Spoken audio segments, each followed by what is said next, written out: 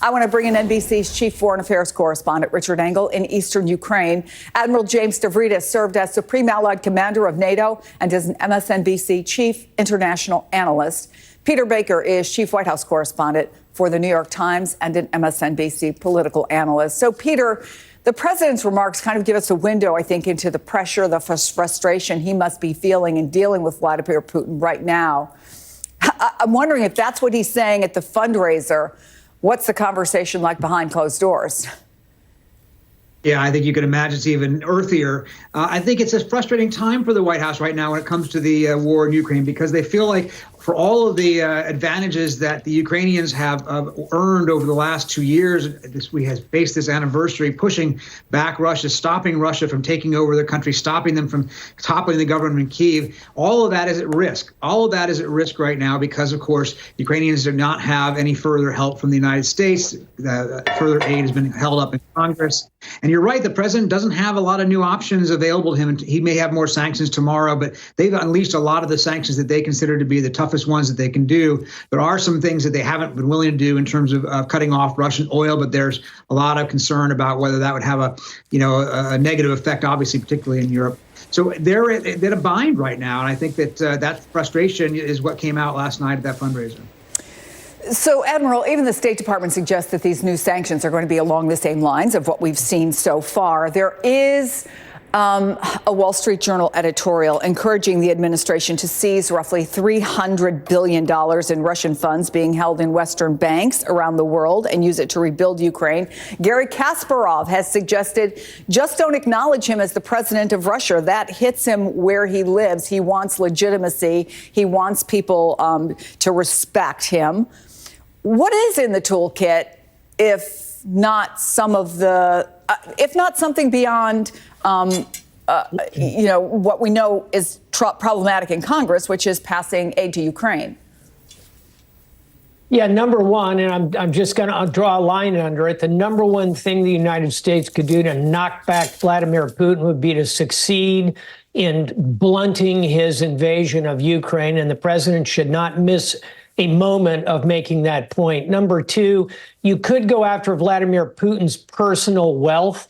You could do that using cyber tools, for example. Number three, you mentioned it, you could go after the Russian assets. I think it's well north of 300 billion, would need cooperation from the Europeans. And number four, very difficult in terms of economic impact and knock-on effect would be to declare secondary sanctions, meaning you're not just sanctioning Russians and Putin, but you sanction people who deal with him, meaning you'd have to go after other nations who are buying his oil, buying his natural gas. That's highly controversial, very difficult. All four of those things will be hard to do. Peter's right. The administration doesn't have a lot of good options. So let's go back to the sanctions if we can, Richard. Why have they not perhaps hit as hard as some people, including Joe Biden, hoped they would when some sweeping sanctions were first imposed? And is there anything else you see in the toolkit? Well, I think a big reason is because of China. China has not agreed with the sanctions. China has become a very close ally of President Xi and President Putin. Talk about this enduring relationship. It has helped Vladimir Putin keep his economy going, but it has also made Russia more and more dependent on China. So you could look at this as an advantage because it has allowed it to evade sanctions, but it is also historically a reversal. It was always the Soviet Union that was the dominant player in the communist world, in the sort of Asian geopolitics. Now it is very much China that is calling the shots. But going back to what Admiral Stavridis was saying, a lot of it depends on Ukraine. Vladimir Putin is betting that he can win in Ukraine and then break this cycle of dependency and reestablish an empire. It's often been said that Russia on its own is weak, but with Ukraine, it is an empire. And I think that is what Vladimir Putin is hoping, that he can strike now while there is division. He can make as much territorial gains as he possibly can leading up to his rubber stamp elections next month, and then hopefully, from his point of view, he can get a divided country and potentially a Trump administration. So I think he's bullish about the future if he can make gains here in Ukraine. Yeah, it certainly seems like he thinks that he is within striking distance of winning the war. Is he really, Admiral?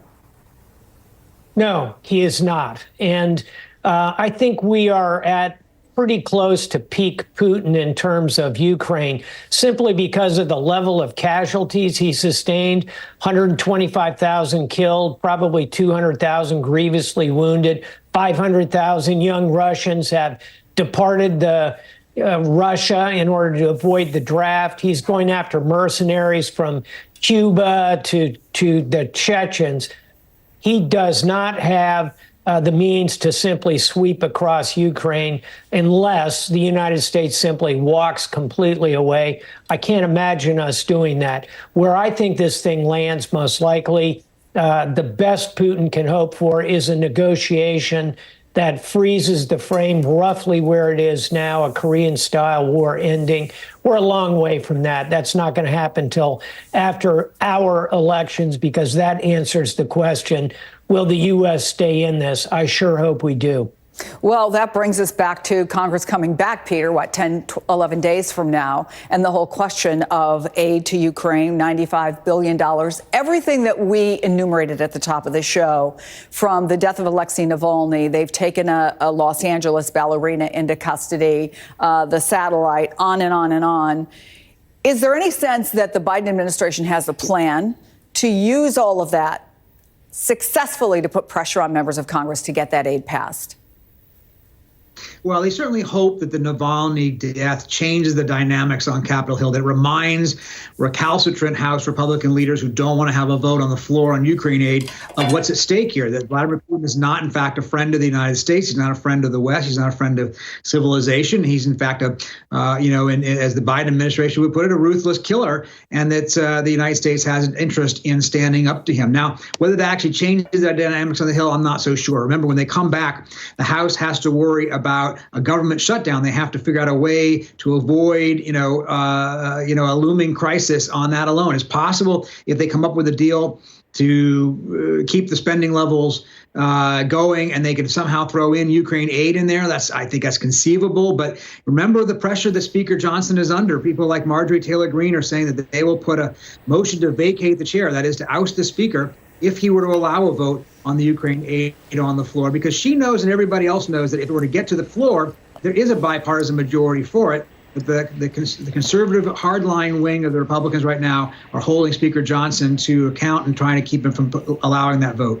Yeah, where have we seen this record played before? Which brings me, if I can, to the larger picture, Admiral, and that is how closely the rest of the world, particularly Europe and our other allies, are watching. The Polish foreign minister was on Morning Joe this morning, and he was asked about how the rest of the world views this. Let me play for you what he said.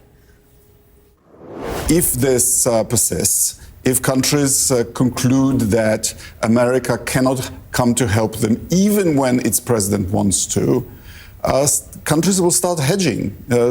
Countries will have second thoughts, and this will not increase American influence around the world. Do you think the deadlock in Congress has the potential to do just that, Admiral? Oh, of course it does. And Radek Sikorski, who you were just playing the sound from, is a very clear-eyed observer of European sensibilities. He's married to Anne Applebaum, one of the great commentators on the Soviet Union and Russia. He is well worth listening to. The greatest comparative advantage of the United States in the world is our glittering array of alliances, partnerships, and friendships. We risk that when we don't stand up to a thug and a killer like Vladimir Putin. And exactly as Radek says, the tendency will be to lean away from the United States, to hedge bets. That is at great cost to the United States of America. Richard Engel, Admiral James Stavridis, Peter Baker, thank you all.